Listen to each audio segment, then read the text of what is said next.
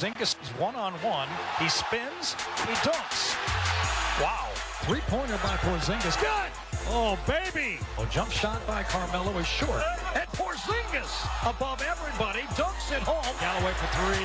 No, not that time. And Porzingis stuffs it home. He scraped the ceiling. Wow. Down low to Porzingis. He puts the ball shot and hits. This crowd is roaring.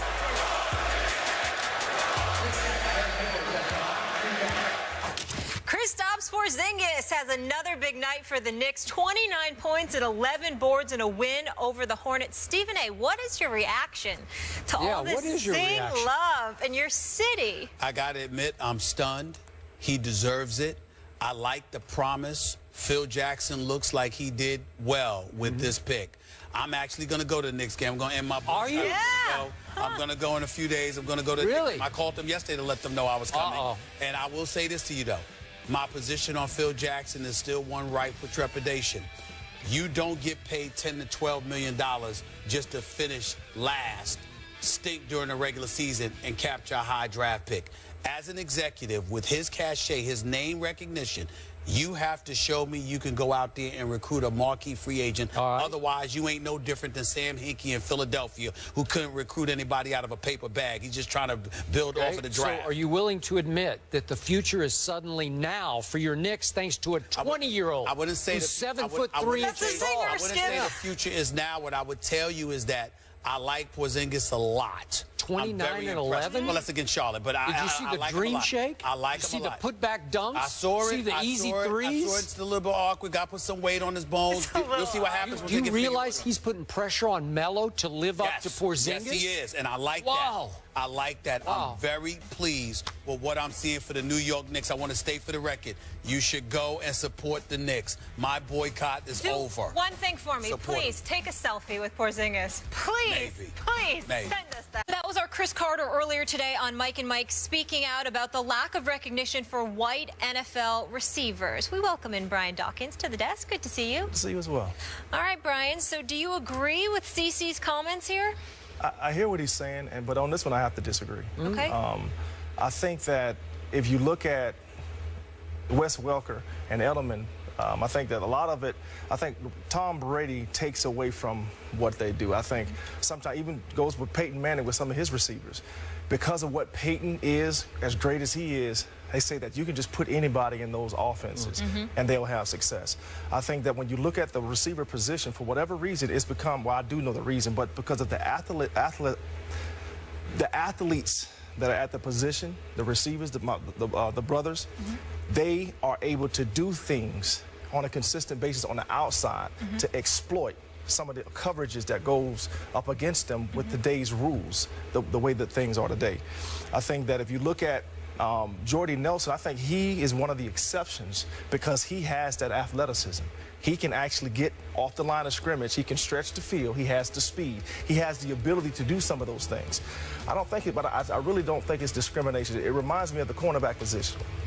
And I was really trying to think, when was the last time I can remember having a white cornerback? You got to go way back. Think about it. Like, when was the last time? And I don't think it's because of, cornerbacks, white guys, we're prejudiced against those guys. I think you're just saying the facts. Just saying the athletes, right? More of the athletes are apt to be African Americans at that position. But I don't think that the guys are not getting the credit. I think they're getting the credit.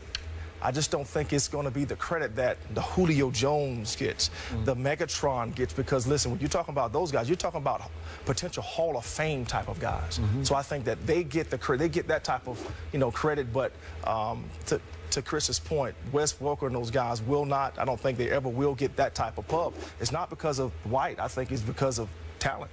Well, that's basically what I said, and I think that when you look at it from the point of what Chris Carter was saying, I get where he's coming from, but there's a couple of sides to this.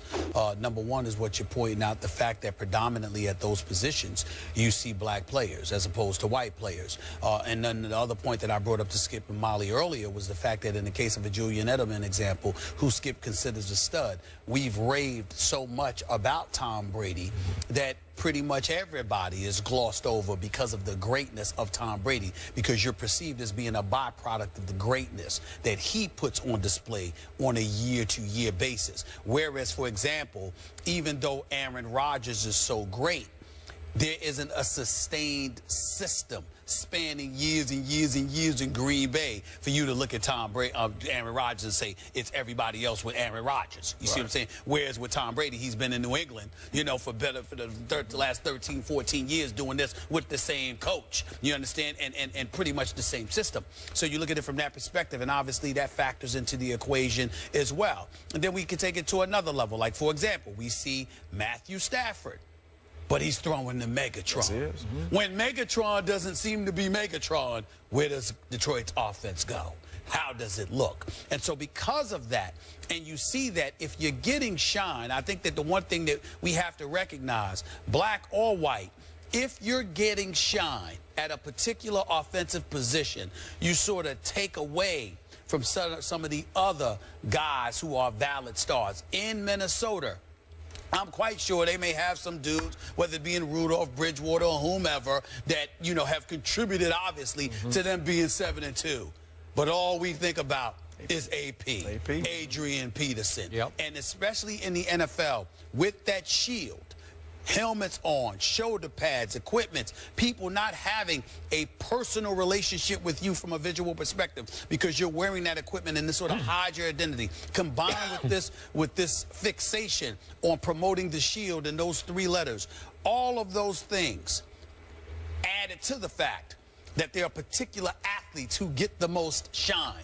I think all of those play a role in diminishing the sizzle that the white receivers could potentially get. But it ain't many of them, and that also is a reason why. Can I add to that also?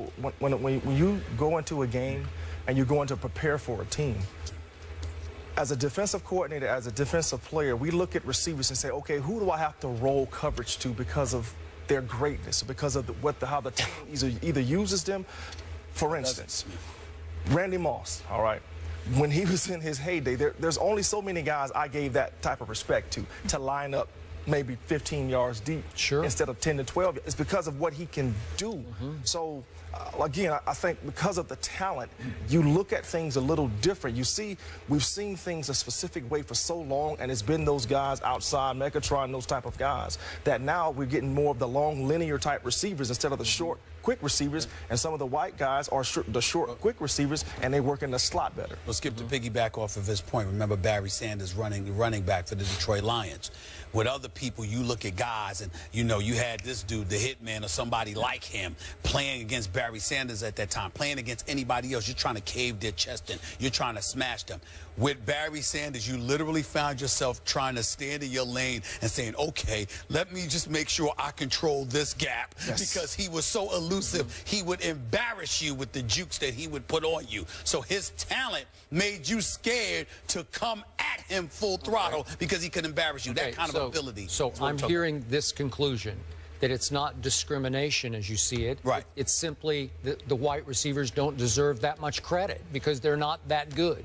Is that fair? I'm not saying deserve the credit. I'm saying get the type of shine, as he put it, that some of the black players have. But you're saying because they break but they're the just top not as good, right? Is that a conclusion? Well, they're not playing the position. Okay. There are 2 freaks to me who are white wide receivers. Jordy Nelson. And I put Jordy Nelson in because remember, he's 6'3", 217 and runs 4.5. Okay, right. That's big time. Yes. I'm not saying he's Megatron. I do think he was having Megatron-like impact for Aaron Rodgers. Got it. I don't think Aaron Rodgers has been nearly as good without Jordy Nelson. Yeah, that's right. Okay, so it's a big deal. That's a lot of credit I'm giving Jordy Nelson. I think Julian Edelman is a little freak. He's not as big. Again, about 6 feet tall, maybe 200 pounds. But listen, he is 4'5". He has rare quickness and reasonably great speed downfield. They can split him outside, and he can run by people too. I'm not saying you roll coverage to him, but he can hurt you by running by people. Let me ask you this, because you actually are better to answer CC's proclamations than either Brian or myself with the question I'm about to throw at you. You talk about Julian Edelman and how much of a little freak he is. Stephen A., I'm sorry to cut you off. Hold that thought and that question. We have to go to break really quickly, but we're going to stay on this subject and come right back to it. More in just a minute. The Welcome back into First Take. Brian Dawkins is still here with us, and let's pick up where we left off. Stephen A., you had a question for Skip. I had a question because based off of what Chris Carter said, I think more so than Brian Dawkins or myself, Skip, you're the perfect person to answer this question.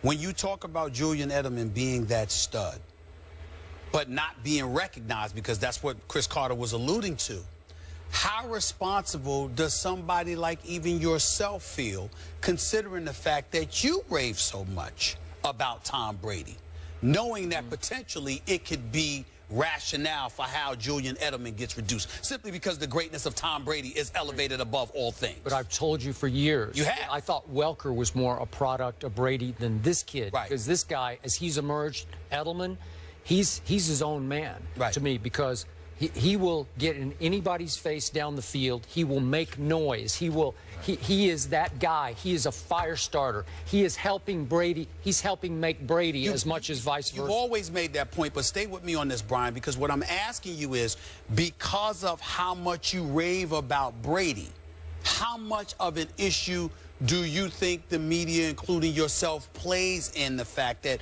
Edelman, there may be validity to Chris Carter's comments because of how much Brady is so elevated? Because when I hear you talk about Edelman, I'm not going to lie to you. Even to me, it's an afterthought, because I remember you saying that everybody's a product of Brady's greatness. Could we conclude that if Edelman were black, that he would also be being discounted as a product? Absolutely. That's what I'm saying. I'm with you on that. That's what I'm saying. Okay, that's what I'm saying. That well could be the case. The only person that will not ever be is Randy Moss.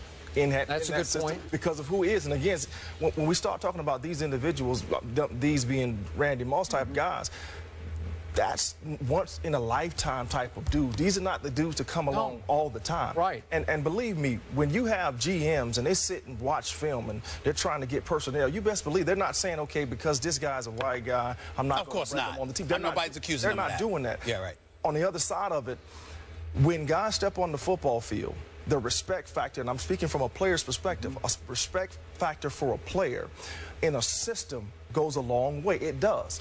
But then you just have those special guys that step outside of the system and begin to do things that the system did not teach it, teach them to do. Yep. This is what I'm talking about when you start talking about some of the brothers that have done it for a consistent basis outside. Right. And I think Jordy Nelson is second echelon of what you're talking about. Yes. He's not in the top. He's not in that Randy Moss, Megatron, Julio, whoever you want to throw up in, Des Bryant. He's not there, but he's second echelon as an impact wide receiver. And the only other starting wide receiver I know, and I brought him up, is Eric Decker. They're about the same size and same speed, but Eric Decker obviously is not Jordy Nelson. And then if we just look at the numbers, there are about 4 other slot receivers who are white, right? You got Edelman, Amendola now, obviously replacing Edelman. You got Cole Beasley in Dallas, and you got what's left of Wes Welker now playing for the Rams. And after that, I don't know anymore. So the facts are the facts. It's just, there just aren't very many. Yeah. They're not. But again, I guess back to Chris's point, are they getting the credit for being? And I think that they are. I think that the guys that do it, do it well, get credit. I think they do, but I think that the ones who don't, that may deserve it, is because of the greatness of a teammate that has such a profound impact that you can't help but gloss over it, because Patriots are about next man up. Even no matter who goes down, because we got the ninja, we got Tom Brady. Enough said. And when that happens, that is what Brady contributes to that's the shadow over those guys. That's what I think. We'll leave it there. Brian, thank you so much for being with us. Appreciate it. We have a white NBA player who's certainly getting the love in New York.